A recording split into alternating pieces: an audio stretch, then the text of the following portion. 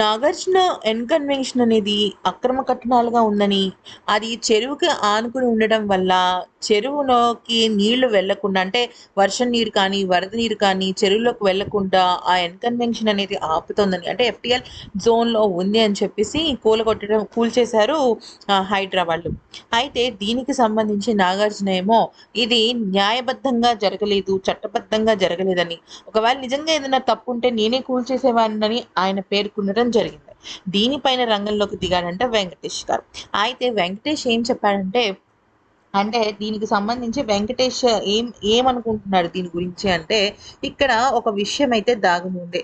ఏంటంటే యాక్చువల్లీ నాగార్జున ఎన్కన్వెన్షన్ అనేది కేవలం 3 ఎకరాల్లో మాత్రమే నిర్మాణం చేశారు. కానీ అది చెరువుకి కరెక్ట్‌గా ఆనుకుని ఉందన్నమాట.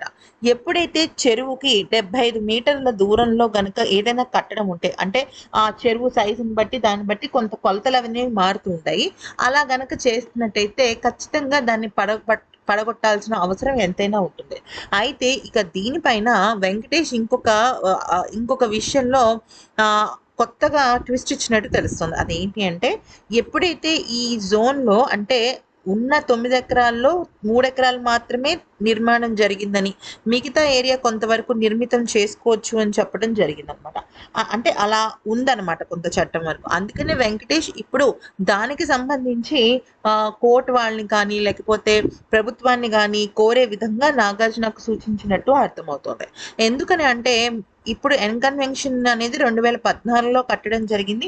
దానిపైన అక్కినేని ఫ్యామిలీ కానీ, నాగార్జున కానీ మంచిగా రాబడి పొందారు. కానీ ఇప్పుడు అది కూల్చివేయడం వల్ల లాభం అంతా పోతుంది కదా! అందుకనే ఆ కట్టడాన్ని వేరే విధంగా మార్చాలి అని చెప్పేసి అనుకుంటున్నారట.